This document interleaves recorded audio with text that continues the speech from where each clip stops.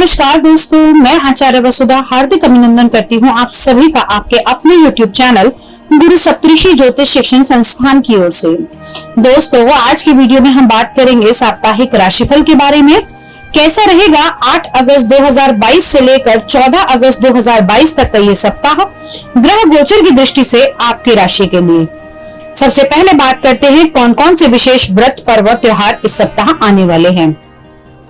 8 अगस्त को मनाई जाएगी पवित्रा एकादशी, जिसकी वीडियो हमारे चैनल पर अवेलेबल है, आप यहां से देख सकते हैं। 9 अगस्त को भौम प्रदोष का व्रत रहेगा। 10 अगस्त को मंगल वृषभ राशि में गोचर भ्रमण करेंगे और अंगारक योग समाप्त होगा।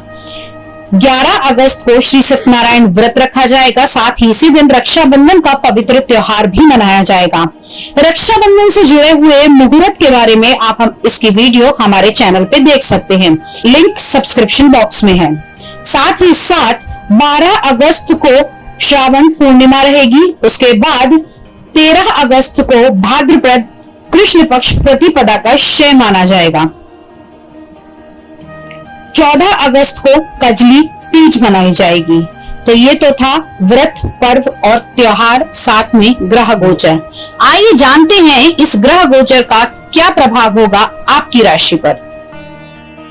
चलिए अब बात करते हैं कुंभ लगन वाले जातकों के बारे में। कैसा रहने वाला है कुंभ लगन वाले जातकों के लिए 8 अगस्त 2022 से लेकर 14 अगस्त 2022 तक का ये सप्ताह ग्रह गोचर की दृष्टि से।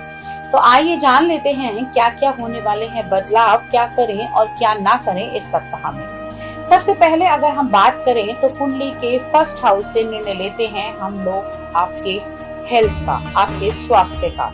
साथ ही साथ ये लगन का स्वामी इस समय अपने से 12वें भाव के अंदर विराजमान है। हेल्थ से जुड़ी हुई थोड़ी समस्याएं आ सकती हैं, बालों से जुड़ी हुई समस्याएं इस समय अधिक आ सकती हैं। साथ ही साथ कुछ लोग, जिन लोगों के पैरों में दिक्कत रहती है, खासतौर से अगर आपके तलवों में कोई परेशानी है, पैर के तलवों में, तो आपको अपनी पैरों का अत्यधिक ध्यान रखने की आवश्यकता है। अब बात करते हैं आपके दूसरे घर यानी कि आपके कुटुंब भाव के बारे में। तो यहाँ पर गुरु आपके कुटुंब भाव में स्वराशि के विराजमान है। बड़े भाई का आपको पूर्ण सहयोग प्राप्त होगा। आपकी बात कुटुंब में मानी भी जाएगी और आपके धार्मिक अनुष्ठान बनने की भी इस समय संभावनाएं बनी हुई हैं। आपकी वाणी से लोग प्रभावित होंगे और आपकी सलाह को मानकर ही आगे बढ़ा जाएगा।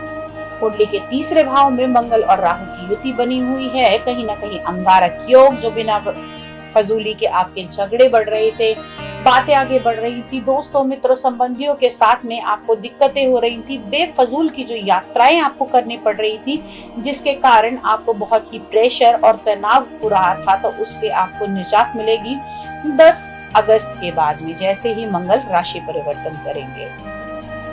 कुंडली के चतुर्थ भाव से निर्णय लेते हैं हम लोग आपके वाहन का, सुख का।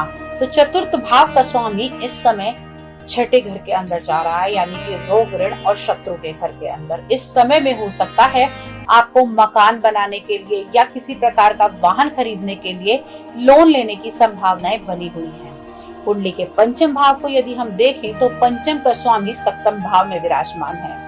प्रेम संबंधों में जो जुड़े हुए हैं उनकी बातें आगे बढ़ सकती हैं, विवाह की ओर अग्रसर हो सकते हैं। कुंडली के पंचम भाव से ही हम संतान की भी बारे में बात करते हैं। तो यहाँ पर पंचम भाव का स्वामी सप्तम भाव में जाकर विराजमान है।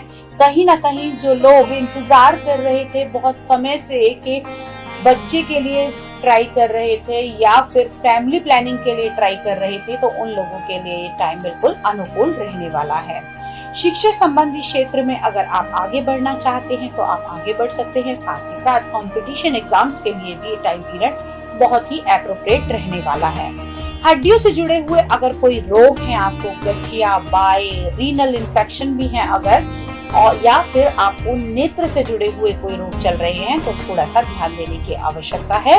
इस समय में आपके ये रोग, पुराने रोग भी उभर कर बाहर आ सकते हैं। इससे बचने के लिए आप सूर्य को जल अवश्य दें। साथ ही साथ तांबे के लोटे में जल भरकर रात को अपने सिरहाने रखिए और सुबह उस जल को पी लीजिए, तो आपके लिए बेटर रहेगा। अगला, कुंडली के सप्तम भाव से हम विचार करते हैं आपके वैवाहिक संबंधों का। तो यहाँ पर आपके वैवाहिक संबंधों का स्वामी यानी कि आपके सप्तम भाव का स्वामी अपने से 12वें भाव के अंदर, और अगर हम देखें तो छठे भाव के अंदर है, तो कहीं ना कहीं संबंध इतने अच्छे नहीं होंगे। लेकिन बुध यहाँ पर विराजमान है, आपके प्रेम भाव का स्वामी, तो चीजें थोड़ी सी सुधर सकती हैं, संभल सकती हैं। लेकिन आपको आपके जीवन साथी के साथ समय व्यतीत करना पड़ेगा। कामकाज के चक्कर में अभी तक जो अवॉइडेंस चल रही थी उसको आपने आगे रोकना होगा। अब बात करते हैं आप लोगों के व्यवसाय के बारे में, कारोबार के बारे में। तो आपके कर्म भाव का स्वामी इस समय विराजमान है सप्ताह की शुरुआत में आपके तीसरे घर में। जैसे ही मंगल चतुर्थ भाव में 10 तारीख को विराजमान होंगे, चीजें सुधरती हुई नजर आएंगी। जिन लोगों के काम मंगल से जुड़े हुए हैं, खाने पीने का बिजनेस करते हैं, रेस्टोरेंट का काम करते हैं, बिल्डिंग मटेरियल का काम करते हैं, हड्डियों से जुड़े हुए किसी चीजों का इक्विपमेंट्स बनाते हैं, तो स्पोर्ट्स से जुड़े हुए इक्विपमेंट्स बनाते हैं, तो आपके लिए ये टाइम पीरियड बहुत ही सुखद होता हुआ दिखाई देगा।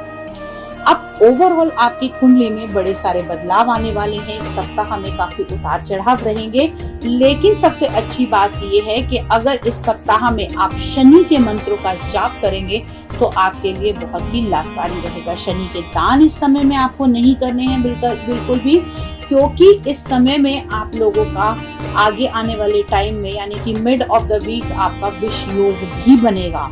तो उस समय में अगर आप भगवान शिव की आराधना करते हैं या ओम सोम सोमाय नमः का जाप करते हैं, तो आपको इन सभी दिक्कतों से बाहर निकलने में बड़ी ही आसानी होगी। साथ में महामृत्युंजय का जाप आप लोगों के लिए बहुत ही लाभकारी रहने वाला है।